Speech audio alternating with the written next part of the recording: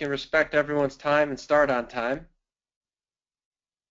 So again, welcome everyone to the National Fair Tax Webinar. I'm your host, Mark Maneri, joined by my colleague, Larry Walters, as well as Elaine Malero, and we are excited to have you here, and we appreciate you being here and acknowledge you for being here, for taking some time to get educated, to be informed, to ask questions, and to learn about a very important piece of legislation that can make a real difference for you, the listener, and for all Americans and for this country. So, you know, one of the things that we say, that I like to say about the fair tax is that it's simple, and it's fair, and it's transparent. We'll talk about all three of these components, but you know, when I present here, one of the slides I just love to show, and this is actually an older slide, it's much bigger than this, but the current pages of the federal tax code are exorbitant. We're well over 75,000. This is an older slide that I need to update, and you know, the fair tax is 132 pages, double spaced, and it's something you can go to fairtax.org and download and actually read through, and not have to be a studying attorney to understand it.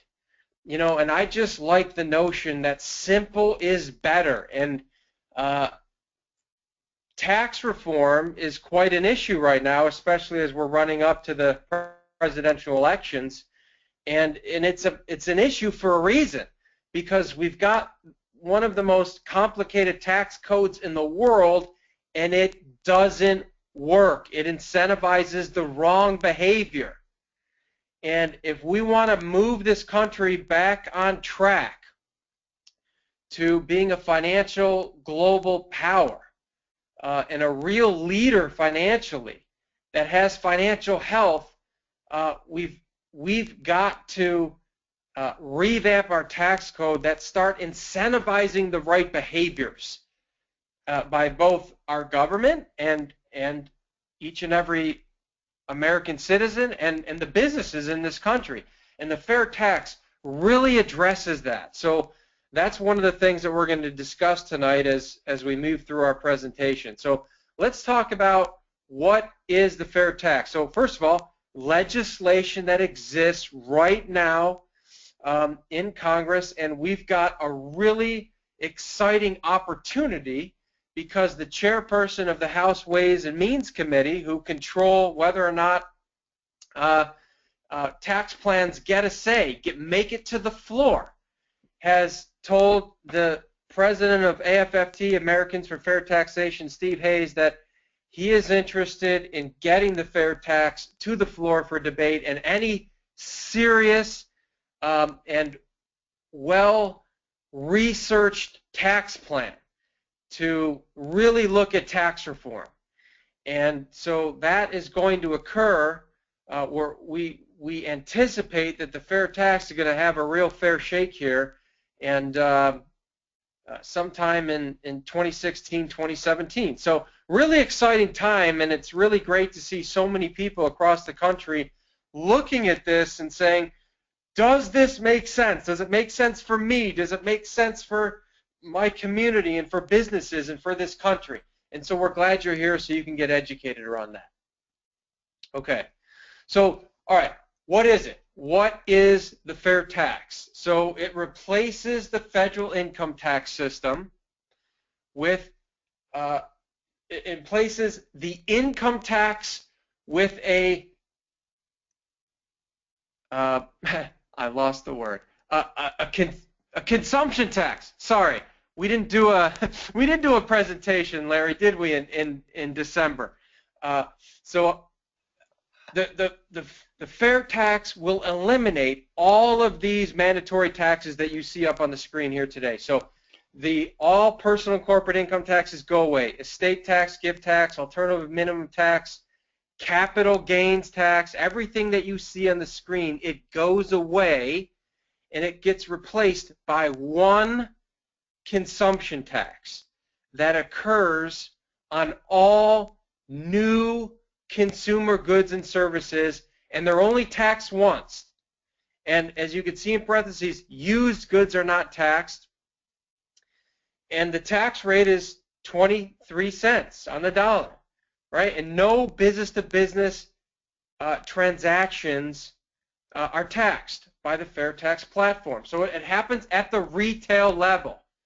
And one good way to illuminate this, one good example that I like to share around this so people can really wrap their brains around this, is with the housing industry. So picture this: a home builder is going to build a new home, and they have to go out and they have to purchase land and block and wood and electrical inputs and all the thousands of things that go into building a new home. Well, when they purchase them from other businesses that have those supplies, the fair tax is not levied, right? So they buy those in a very pure untaxed state, and then when they build that final product and they sell it to the consumer for the very first time, what would be considered a new good, the fair tax is levied, and it is embedded inside the cost of that home. So if it was, to make the numbers easy, $100,000, well, it would be embedded inside of that, and when the consumer pays that, they're paying the fair tax, not $100,000 times 23% or $123,000. No, they pay $100,000, and when the home builder, when the business collects that, they're responsible for setting aside $23,000 of it, or 23%, and every month they will remit all 23% of their gross sales at the retail level to the Department of the Treasury, or sorry, their state sales tax bureau, which then sends that in. All of the state sales tax bureaus send in their collected taxes to the Department of the Treasury. So now, and then a consumer who lives in that home for XYZ number of years, when they go to sell that property again to another consumer, it's put back on the market, it's considered a used good. No fair tax is levied, right? So that illustrates how the fair tax system at a very, very high global level works. All right. Now, let's just look briefly at how our current pricing system works.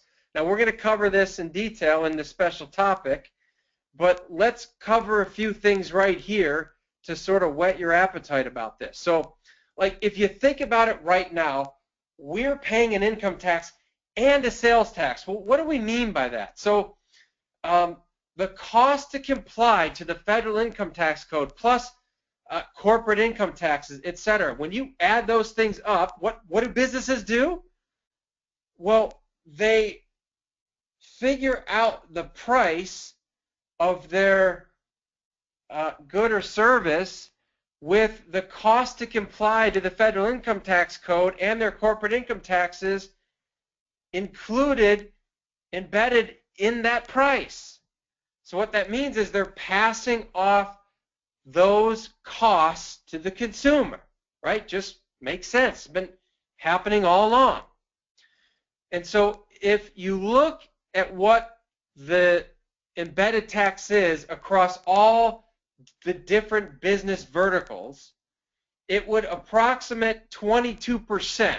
So 22% on average cost for businesses that go into producing their good or service as it relates to compliance of the federal income tax code is on average 22%. And so they pass that off to us in the form of a little bit higher price, right? So we pay for it. So that's why we say we're actually paying, if you think about it, an income tax and a sales tax. It just happens every time. So when the fair tax gets implemented, that 22%, that embedded tax comes out. Why? Because all personal and corporate and FICA and capital gain, like all those taxes go away. So the 22% comes out, and the fair tax of 23% goes in. Now, is it a wash? No, it's not a wash, and we're going to get to that a little bit later in the presentation. In other words, is it even Steven?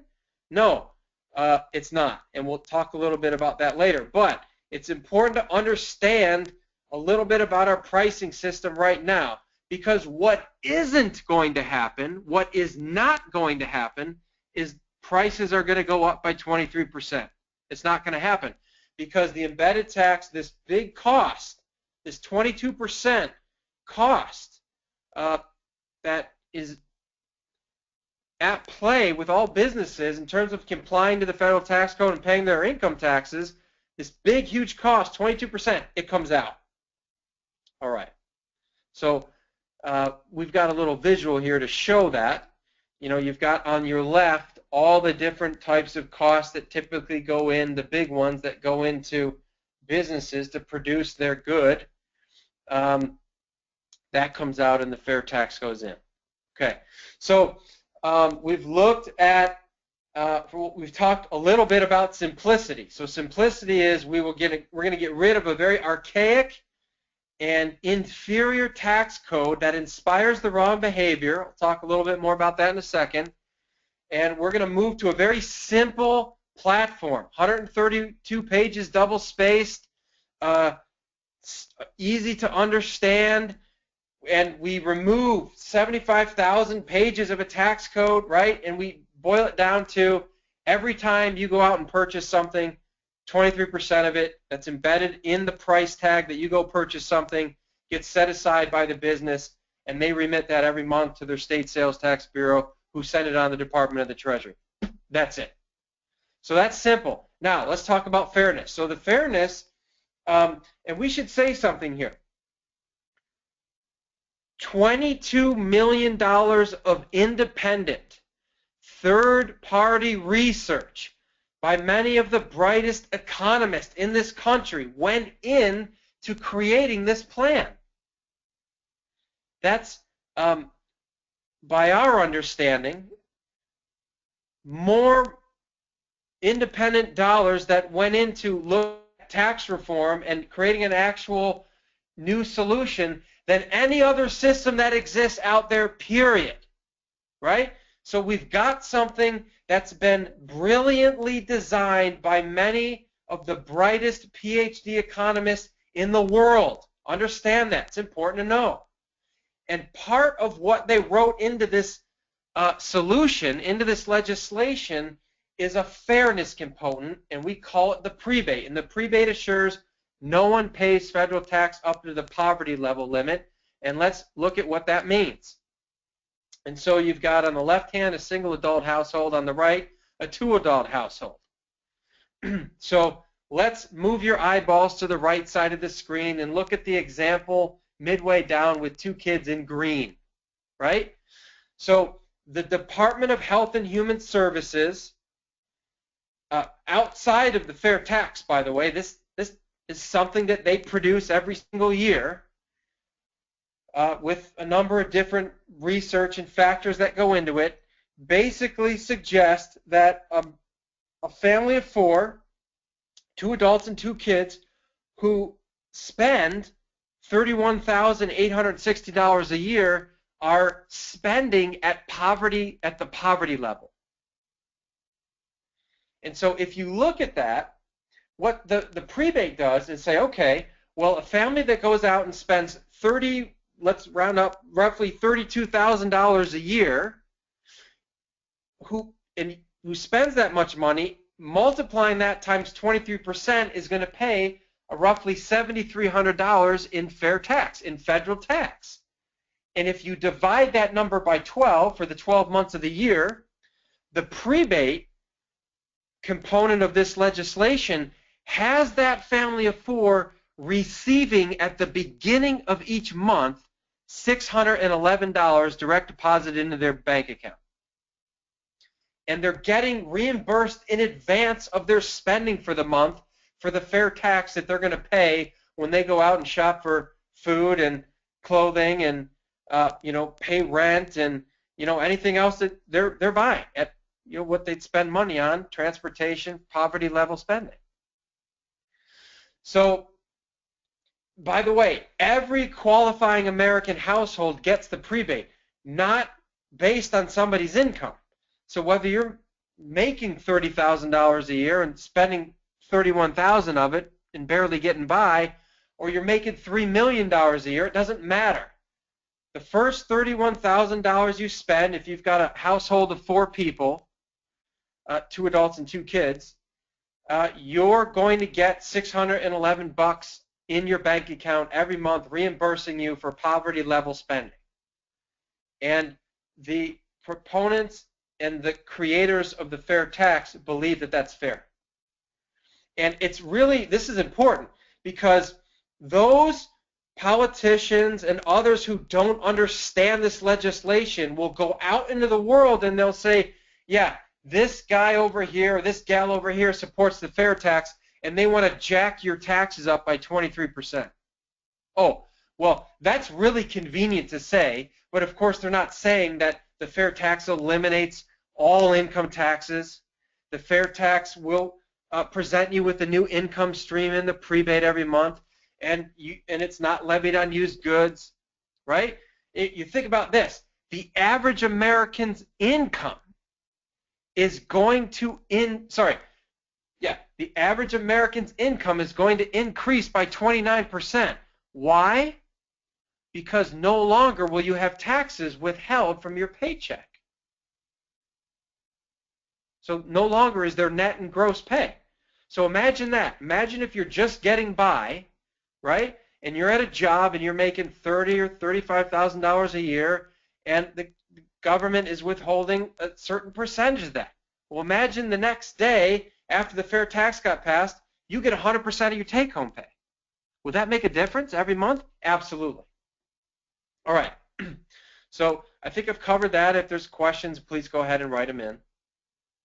So I've talked a little bit about how this works, how the fair tax is collected. Currently, right now, 46 states collect a state sales tax. We're going to leverage that current infrastructure and get really smart when we do it, because by collecting from businesses instead of 120 million on average households, we get 80% more efficient. That's smart, right? Only one state sales tax form to fill out, and the states and the retailers are incentivized to do this, and they're given 0.25% of what they collect back so they can, fund their state sales tax bureau and police and make sure everybody's doing the right thing. But it's really simple how it works compared to how it works right now. Because if you think about it right now, it's a big pain in the neck. It's really convoluted. Nobody understands it. There's a lot of fear involved in it. Whereas as a business owner, I can tell you the fact that I don't have to worry about tax implications, that's a big deal to me. That's a big deal. Yeah, okay. What do you need? 23% of my gross receipts? Yeah, that's easy. Here you go. All right, so let's look at the benefits on business and the economy. So check this out. It's estimated that $11 trillion in U.S. personal and corporate assets are parked offshore, shielded in a way where they're not going to be collected taxes on in the form of capital gains and both personal and corporate income taxes. So when you remove this barrier to growth, what's going to happen is this $11 trillion is going to start to move back into our economy. It's estimated that $1 trillion inside the first year will start to flow back organically into this country. Why? Because wealthy Americans, individuals and business owners are going to do with that money what they do best. They're going to take it and put it into their business and grow their businesses. And that's where they get their greatest return, right? So that's a really intelligent thing that's going to happen. Now think about it. I've been saying all along, our current tax system disincentivizes the behavior that we want. What do we want? We want expansion to occur. We want investment to occur. We want growth to occur. And when the government takes more, when you make more, we stifle growth. We give individuals and businesses a really good reason not to put all of their efforts forth in growth. And the fair tax takes the lid off of that. Because when you make more, you can just keep it. And what are business owners going to do? They're going to invest in their businesses. They're going to expand their businesses. They're going to create jobs. What are individuals going to do? They're going to invest more, and they're going to have more disposable income, which means they can, if they want, save more. We hope that habit occurs. But they're also going to go spend more, which is what Americans tend to do really, really well.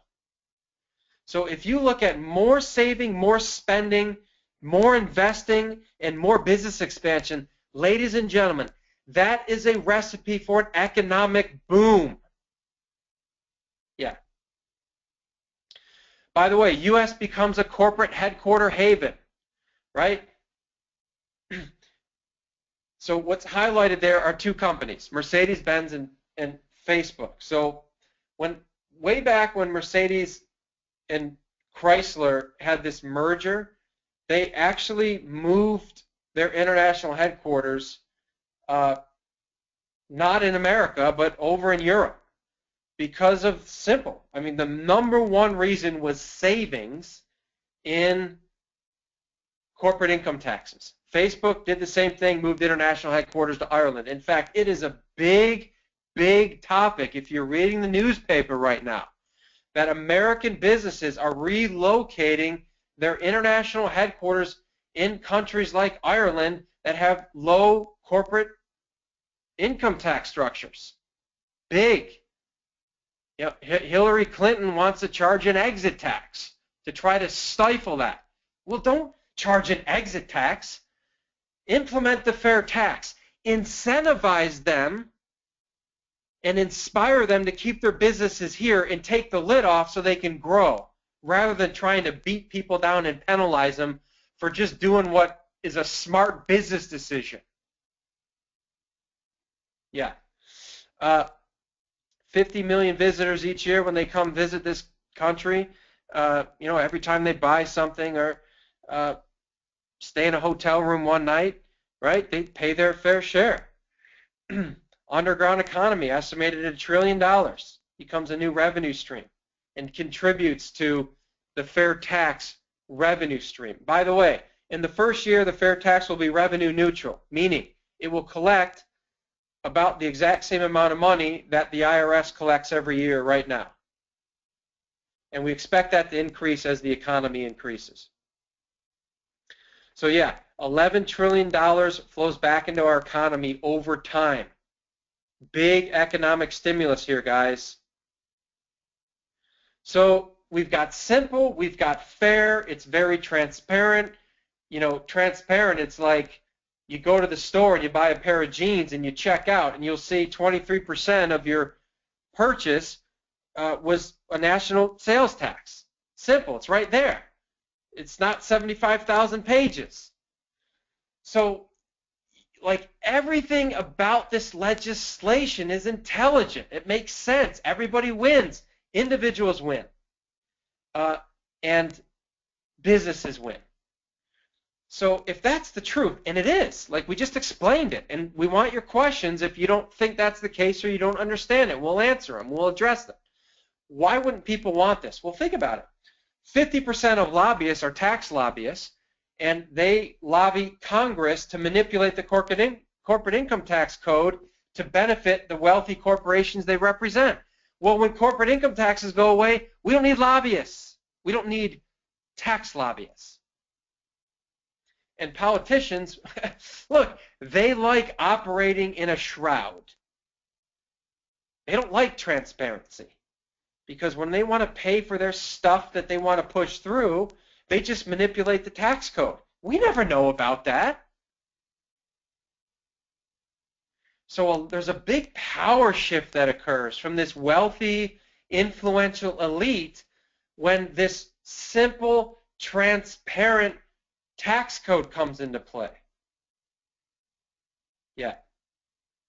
So if you're looking at voting this year and you've got somebody saying they're not going to support the fair tax, well, you better look hard at what their motives are, because what they're in effect saying is, yeah, I'm interested in the lack of transparency and what's going on right now. I'm interested in keeping status quo because I'm a little bit worried about this power shift. Okay, so I'm going to pause here. By the way, it's a great place to pause because a great way to get educated is to read the first of the fair tax books put on by or authored by Neil Bortz and Congressman John Linder, who first introduced this bill many, many years ago to Congress. But let's pause right now and let's answer some questions. All right. So I'm going to ask my colleague Larry to unmute himself. Are you there, Larry? Yes, sir. Okay.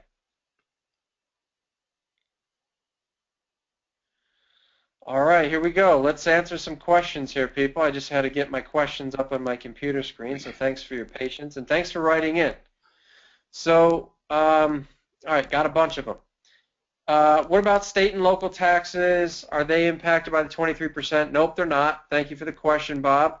So state and local governments are unaffected. This is strictly at the federal level, although we expect that perhaps many of the states that have a state income tax may eliminate that and move towards a state sales tax or marginally increase their state sales tax. A question for you, Larry, the one that I always seem to be off by one or two. How many current co-sponsors in the Senate and the House are there? That comes from Richard. Okay, yeah, thanks. We've got 73 co-sponsors plus the primary sponsor. So that's 74 in the House and 6 co-sponsors plus the primary, or 7, for a total of 81 co-sponsors in the total Congress. Mark? Yeah. So this from Nicholas. Richard also Nicholas says, I have had ag producers ask me if their seed would be taxed. What would the answer be? So I assume ag is short for agriculture. Yeah, the answer is if they're selling their seed to the consumer at the retail level, then no, it wouldn't be. If their seed is being purchased by other businesses, then it would not be. Did I get that right, Larry? almost. I think the way that question is being posed is that the ag person is probably planting the seed, in which case it would not be taxed. The only way it would be taxed at all is he would have to collect the tax when he resells it. Yeah. All right, this is from Richard. Has AFFT, Americans for Fair Taxation, aligned with the Convention of States project to change the Constitution? I know there's no need to convene a constitution to restructure the tax code. However, the Congress gives up its definition of income under the fair tax, so they have no incentive to enact the legislation. Larry? Sure enough, that's a great question, really.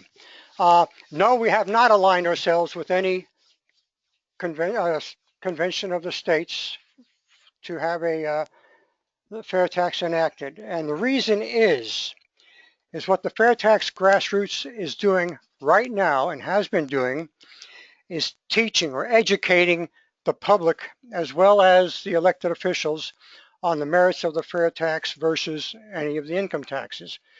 Now you might say, yeah, but that's going to take a long time. But let's look at the picture if we were to use a convention of the states article under Article 5.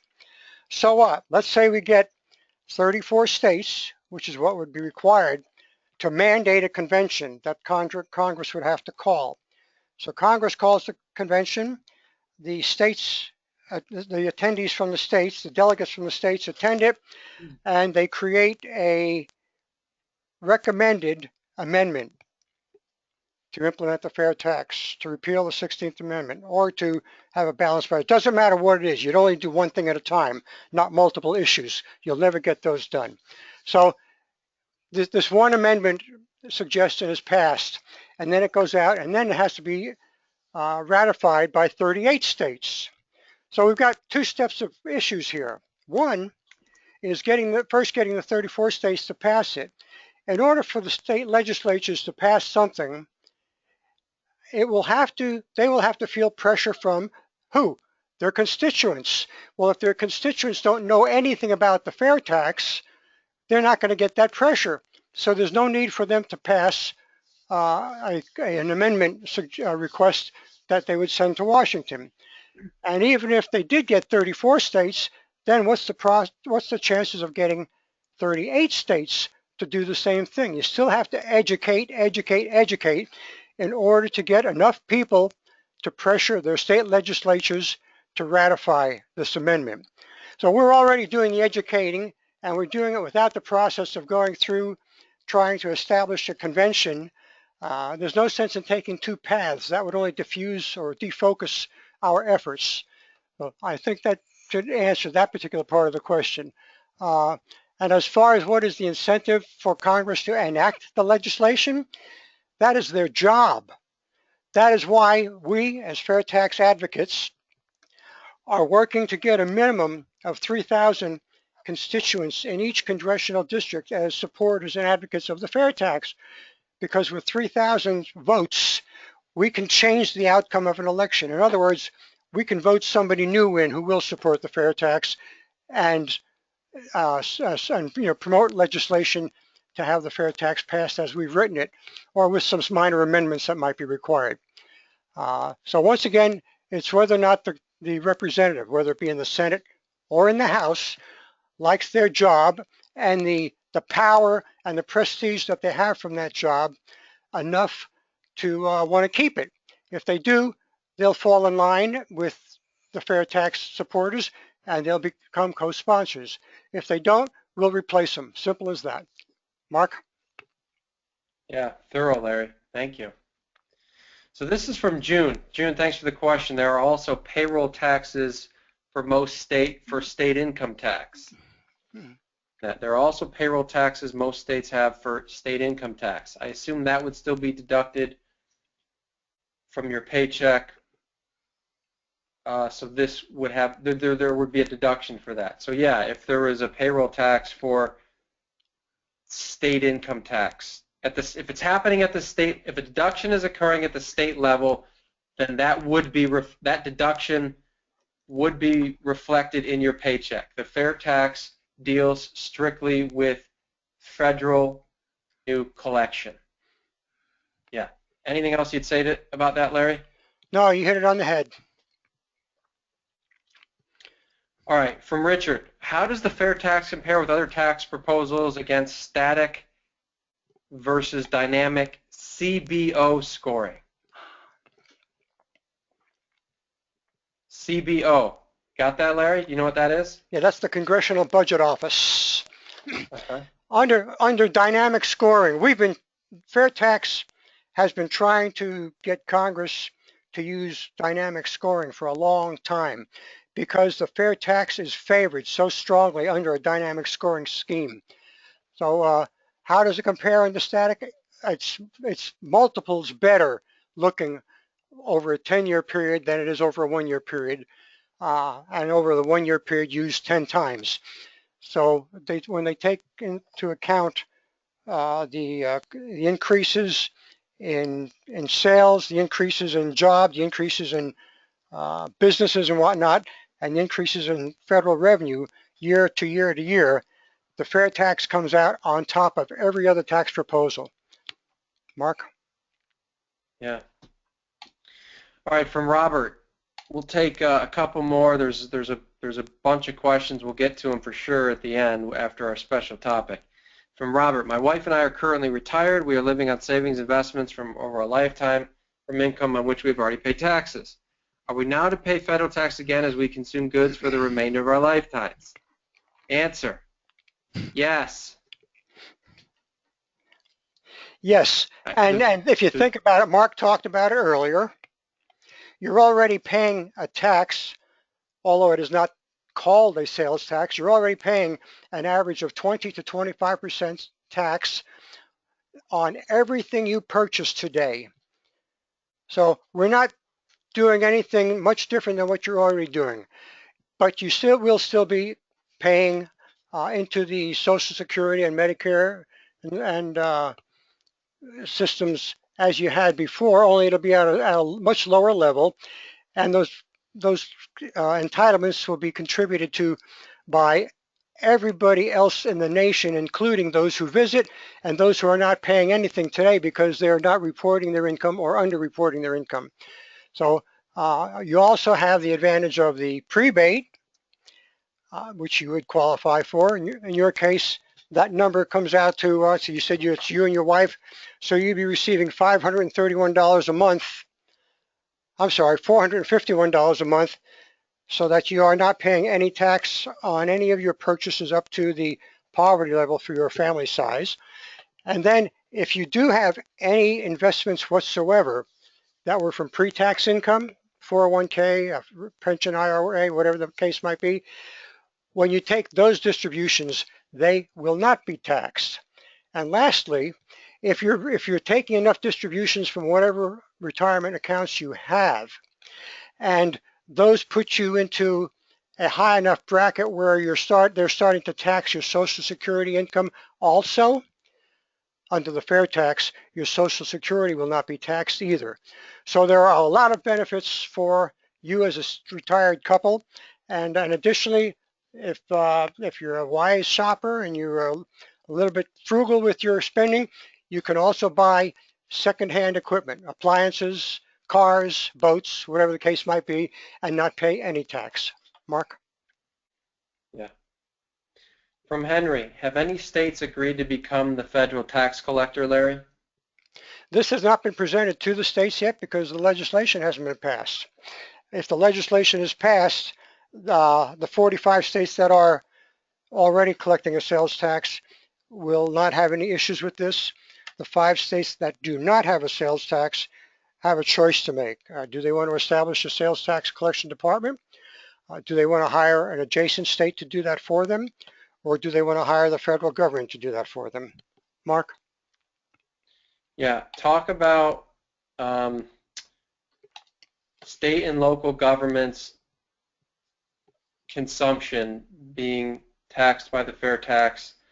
And the question is federal taxation of state and local government consumption constitutional? That's from Henry as well. Hello, Hank. Good to see you on there. And I found that spelling error. It was my typo. And we'll correct it when the webinar is over. It is constitutional. That question is brought up possibly even by you when you and I might have been talking several years ago, in fact, and it has been researched and found that yes, it is constitutional. There is nothing that prevents that or prohibits that. I don't recall exactly what the detail was on the findings, but I can answer the question pretty blatantly that yes, it is constitutional. Thanks, Henry. Mark? Yeah.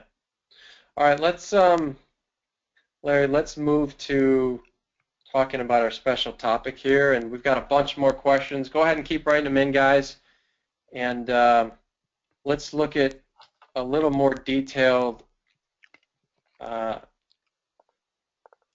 overview of what will potentially occur with prices when the fair tax gets implemented, and then we'll come back and take the rest of the time to answer those questions. I'm going to come back to this slide here in a second. All right, so here's what we know. What we know is that in a capitalistic economy, market forces of competition keep prices in check. Why? Think about that statement. Think about that statement. When two businesses are competing, or a multitude of businesses are competing in the same space, there's some things that they can do to outperform the other ones, provide better service,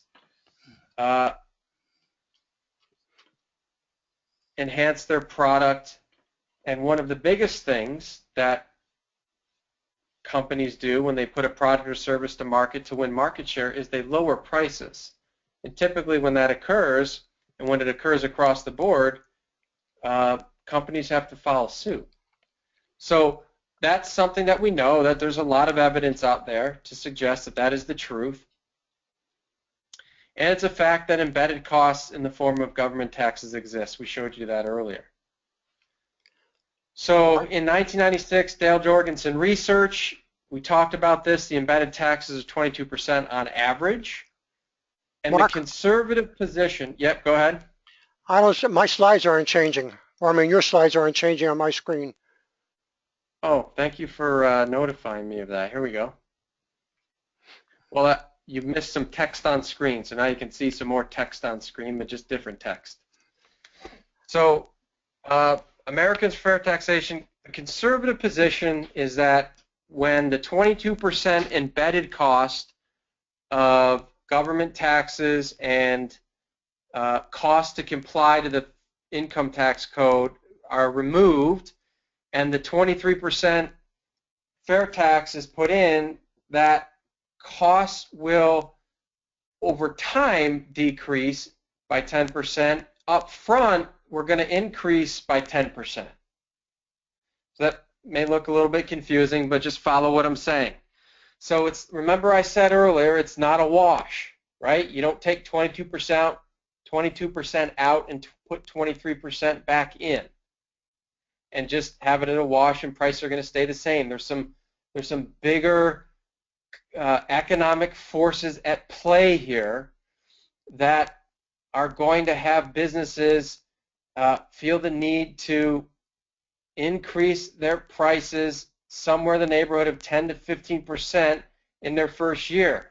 But then over time, as the competitive market forces exist and competition is at play, those will come down by 10% to right around pre-fair tax levels.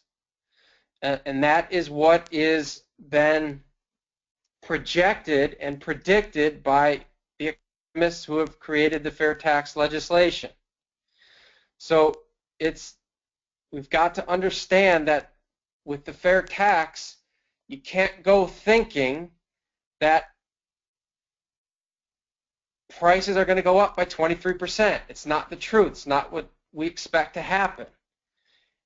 However, we've got to look also at so while prices are going to go up some, which we've got here, we've got to look at the other financial benefits, right? The average American's income is going to go up by 29%. And you're going to get the prebate, and you could save money on purchasing used goods. And there's a lot of extremely big economic benefits that occur that if you weigh it out, you actually come out well on the better side financially, not only in terms of dollar for dollar in your pocket, but in terms of opportunity. So back to the special topic here. You've got prices are going to go up by 10 to 15% in their first year as predicted, but you're going to have way more disposable income and more money in your take-home pay to easily offset that, and then over time those prices are going to come back down to pre-fair tax levels because of competitive market forces.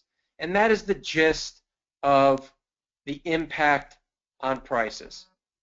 So those are my main points. I also want to lob it over to Larry and ask you, is there anything else that you think would be really important for people to know as it relates to giving them an overview of the impact on prices?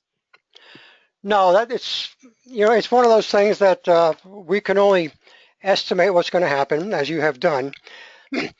The actual issue is too complex to even actually calculate fairly. When you think about it, and I'll just give you one example of two extremes. If it takes one person to build one gadget, then 100% of that person's burden is in the price of that product. 100% of the taxes that the company has to pay under the fair tax is in the price of that product. If it takes 1,000 people to build one product because it's so complex, then you've got 100% of 1,000 people. But on the other hand, if you've got one person building 1,000 products, then only 1/1000th of the overhead of that person goes into the product. So if you look at those extremes and think about it, it's impossible to tell you exactly how much any product is going to go up or down. And we can only estimate the averages like Mark has done. Thank you, Mark. Yeah, thank you, Larry. All right, so before we answer your questions, what I want to do here is I want to leave the slide on, or leave the presentation on this slide, and what we want to do with this presentation is actually have you ask yourself, does this make sense? Does it make sense for me? Are there real benefits here for me, for my community, for businesses here in the community, for this country? Ask yourself that. If you're unclear, please write in your questions. But if the answer is yes, don't sit on it. You know, one of the questions that we've got here, which I'll bring up right now, is from Michael, who says, if I'm hearing you correctly, we the voters must rely on mere quote-unquote pressure from voters, pressure on the members of Congress to pass this legislation. How can we believe this will have any impact at all, considering the overwhelming votes that put a majority of conservatives into the House and Senate in 2010 and 2012, considering the dismal results we voters have seen from our senators and congressmen in the aftermath, et cetera, et cetera. So yeah, I understand that question, Michael. I really do, and I empathize with it. I mean, I really do. Like being a part of a grassroots organization like this since 2006, 10 years later, it's like, wow. But look, the reality is nothing in this country gets accomplished without the voters, without its people taking some responsibility and looking at the issues and getting involved and stepping up. And so if what you're trying to say here is, yeah, that's not going to work, that's the reason it's not going to work. Because you and too many people are saying and thinking it's not going to work, and they don't do anything. And so here is a call to action. If the fair tax aligns for you, if this feels like something that's intelligent, that'll make a difference for you, the businesses in your community, in this country, then don't just sit on the other end of the webinar. Do something. Go to fairtax.org or flfairtax.com and contribute with your dollars and see what events are coming up and contribute with your time and invite people to this. And you know, if enough people just took a little bit of responsibility, boy, this thing would really take off. Because most people that I present to, and I know Larry does as well, really like this and thinks it's pretty smart and will make a difference for our country. Yeah. So let's get back to the questions. All right. How will the fair tax, if it's 23%, affect exports, Larry? Will buyers outside of the U.S. not buy our products? No, because the 23%, remember, one of the things about the fair tax is that there are no taxes on any business-to-business transaction. That means everything that is produced in this country for export has zero tax zero tax liability built into it, zero tax amounts built into it. It leaves the country at the raw cost of production. Then it's up to the other country to add their taxes to collect the product. So for the first time in I don't know how many decades, America will be on a level playing field internationally with the cost of our products versus what is produced internationally. And the other thing that will balance that off, of course, is when imported products come into the United States, they will be sold with the fair tax 23% element, and therefore we will be working at a very, very level competitive playing field. And then the Made in America product is what's going to make the difference, because the Made in America label is in high demand just because of the cost of the embedded taxes we have in there now. It's been priced much higher than it needs to be. Now we'll be competitive. Mark? Yeah, thank you. Yeah, by the way, Joseph, thanks for the reminder. The 1040 Club, guys, fairtax.org/1040. 1040. Fairtax.org/1040. That's an automatic debit of $10.40 a month. If this legislation and concept aligns for you, go there right now and just sign up. Like, it's simple. Thank you, Joseph. Appreciate that reminder. Okay, thank you for that question, Donna. These are from Robert. Robert says, what would happen to Social Security taxes currently being withheld? That withholding would go away. The Social Security tax goes away. So the fair tax generates revenue neutral dollars and would be enough, and with the growth of the economy, would be enough to contribute to Social Security and Medicare funds and likely save them. So Social Security taxes go away, Robert. And then Robert also asked, how would funds withdrawn from a 401k plan be taxed since the tax has been deferred? Well, in that case, same as in a Roth IRA, where you, sorry. No, not the same as a Roth. Is it a traditional or a Roth? A traditional. I forget which one. Yeah, a Roth IRA. A Roth IRA is after-tax income. A traditional IRA or a 401k is pre-tax income. They would not be taxed. So in that case, when that money comes out, Robert, then you get the benefit of the fair tax of eliminating capital gains taxes and income taxes, because you just get that money. And there's no taxation on it because there's no tax on income. All right. So we've got a hand up over here. If you want to take somebody with either a phone or a microphone on this system. Do we? We got a hand up? Okay. Ray, R-A-E.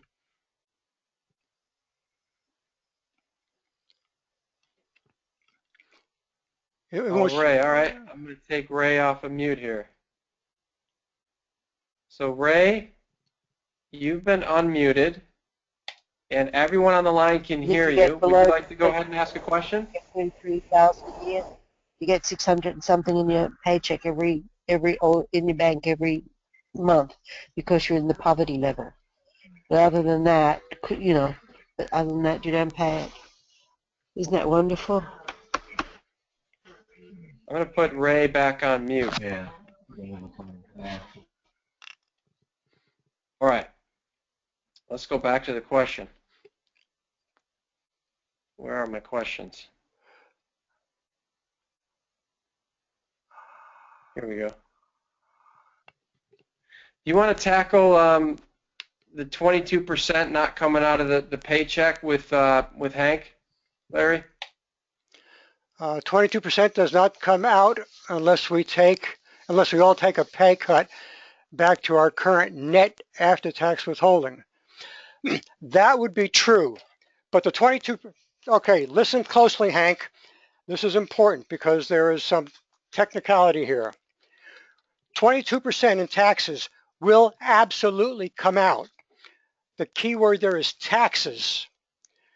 However, the employee, in keeping the 15%, for example, plus the 7.65% FICA, that was taxes. Now that he's keeping it, it is no longer taxes, it is income, along with what he was taking as net previously. So we've changed the name of it because it's changed its function. That function has been changed. Now, you got to also consider that talking about 10%, let's say 10% of income and 10% of the price of goods are apples and oranges. 10% of a guy's $1,000 income is $100. 10% of whatever the cost and price of goods is much higher when you look at it across the board. So there is some fog here, if you will, and I hope I brought a couple of points up that make some sense to you, Hank. And if I confused anybody else, I'm sorry, but Hank is right. The prices cannot go down by 22%, or the costs cannot go down by 22%. But what we said was that 22% in taxes come out, and that is true. And that the employee keeps their withholding and their FICA. That is true. But at that point, it is no longer a tax. It's part of the employee's income, and it is still part of the cost of that company doing business. Mark, if I confuse that any, help me out. No, I think you tackled that one, and Hank, we really appreciate it. And Hank's a guy who's been looking at the fair tax for a while, and so if you're new to the call and that went over your head, that's okay. But there is some debate as to whether or not businesses will actually lower their prices or give their 22% embedded tax savings to their employees by allowing them to keep their entire paycheck.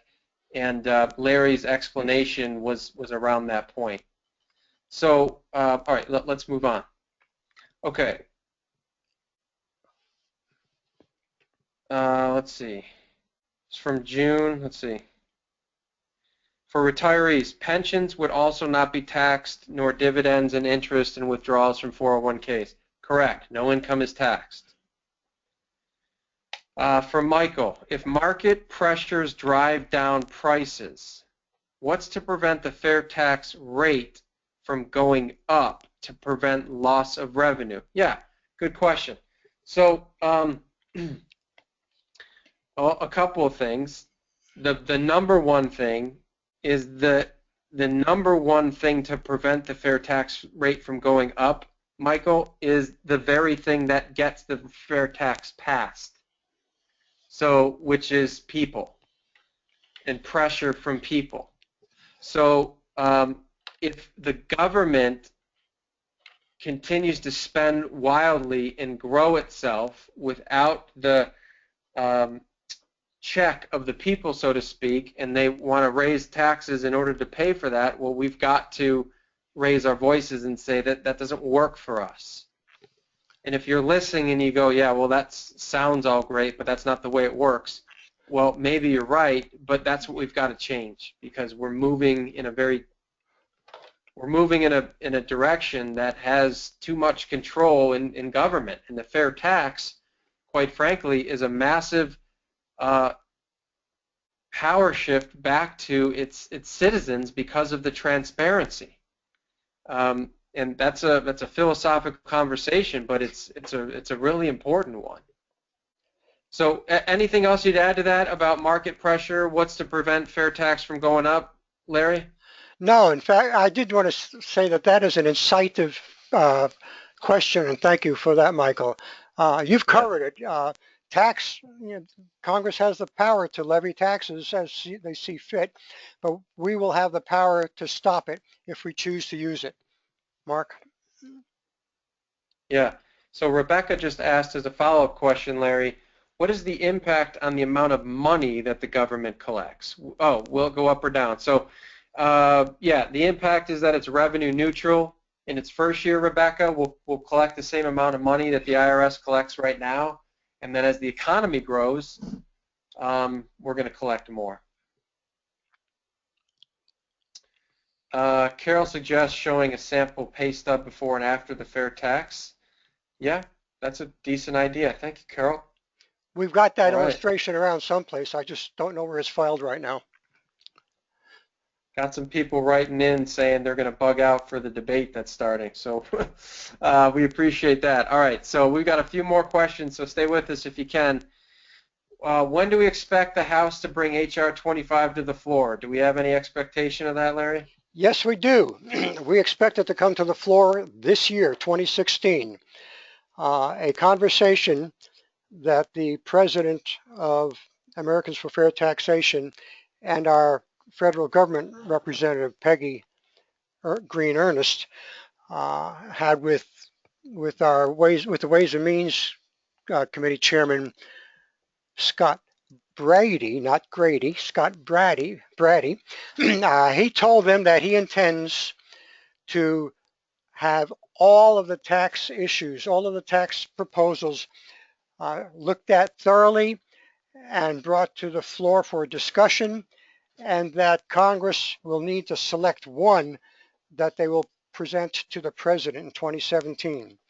And that's why there's a new program. This is a good time for me to make a shameless pitch. There's a new program that I want you to watch out for. It'll be coming to a computer screen near you within days, maybe a week or so, and it's called America's Big Solution. So be alerted for that. It's going to be our big thrust in 2016 to get the fair tax passed as the legislation and the tax reform proposal of the future. Mark? Yep. So Donna says, if the 22% that would have been taxes are now income, then our state income taxes would go up because our income is now 22% higher? No, because remember, taxes are taken from your gross, not your net. So your state taxes are currently come from your gross, not your net. It's why you have a net. So all we're saying is that you're just, there's no more net. You just get your gross. So that shouldn't shift at all. Yeah, Frank, thank you. So Frank reminds me to remind you, the audience, to go to popvox.com. P-O-P, P as in Paul, O, P as in Paul, V-O-X, popvox.com. Brilliant website where you can see all the legislation that currently exists in our federal government, and you can go vote for H.R. 25 and support the fair tax bill. And I'll tell you, it's a great site because politicians will go to this site and they'll look and see if there's a lot of action happening on one of the bills, one of the pieces of legislation, and there's some influence that could occur there if there's enough people in favor in a certain way. So popvox.com, search HR 25 and S155 on the Senate side. So HR 25 is the legislation in the House. S155 is what it is in the Senate. All right. Larry, talk about what Ron does for the Fair Tax Power Radio on YouTube and SoundCloud. Fair Tax Power Radio is an internet radio program that is conducted, and there is there's two sites actually that house all of their programs that you can go and listen to at your leisure. They've done interviews with congressmen and with the president of Fair Tax and others, and I am afraid I do not have at the tip of my fingers the addresses for those, but maybe Ron can type that in if he's still on board with us, and we'll pass that information along. Mark? Yeah. Some people have asked about the PowerPoint slides. When you get a notice from GoToWebinar or follow-up, thank you for coming to the webinar. You can reply to that, and that'll come to mine or Larry's email, and we'll send you out a copy of the PowerPoint slide. So go ahead and just reply to that and tell us that that's what you're looking for. And I left one final comment by Armando, and we appreciate you for writing this in. For those that say the fair tax will never happen, Armando says, that's what King George III said when he read America's Declaration of Independence. Well said, Armando. Well said. So look, guys, one last thing. You can when you're on YouTube or SoundCloud, just search for the Fair Tax Guys, the Fair Tax Guys, and you'll pull up their show, and they do a heck of a job. So thank you, Ron. All right, my final call to action. Well, first of all, thank you to my colleague Larry. Always so great to do this with you, Larry. Love your passion, love your knowledge. Want to really give a shout out to Ron and Joe and Elaine and Randy, and there's a handful of others that I probably missed. That these people just believe in the fair tax. They're behind the scenes. They're on Facebook and Twitter and emailing people, and they're promoting this, and they're driving people to this webinar. And boy, just a big shout out, and we appreciate you and we thank you for your efforts. Thank you everyone for showing up tonight and you know, giving us a forum, because without you, the audience, could be, you know, some people who are already believe in this, and our intention here is to educate. And so thank you for giving us the opportunity to educate. And the final call to action here is simply this. Ask yourself if this aligns for you, if it makes sense to you, and if it does, do something. Go to fairtax.org/1040, contribute $10.40 a month or more. Go to flfairtax.com and get educated. Go to fairtax.org, find your local grassroots entity, and, you know, call up the leader and say, how can I get involved? Start your own group. Talk to people about this. Ask them, have you heard of the fair tax? Do you know anything about it? Do you know what that is? If they say no, bring them to the webinar. Fourth Thursday of every month. Fourth Thursday of every month. And you'll get an email about it if you've been here. Mark? So we thank you. Yeah, go ahead. Okay, Ron did respond as far as the radio program. Just go on YouTube or on the on SoundCloud. Just search for the Fair Tax, one word, Guys. The Fair Tax Guys. That's on YouTube or SoundCloud. Thanks, Ron. Back to you, Mark. Yeah. That's it. That's all I got. I appreciate everyone for being here, and man, we hope everybody has a great evening. Enjoy the debate, and come back next month with a buddy. And we'll see everybody next month. Thank you, Larry. Thank you for your time tonight. You're welcome. Thank you, Mark. Bye-bye.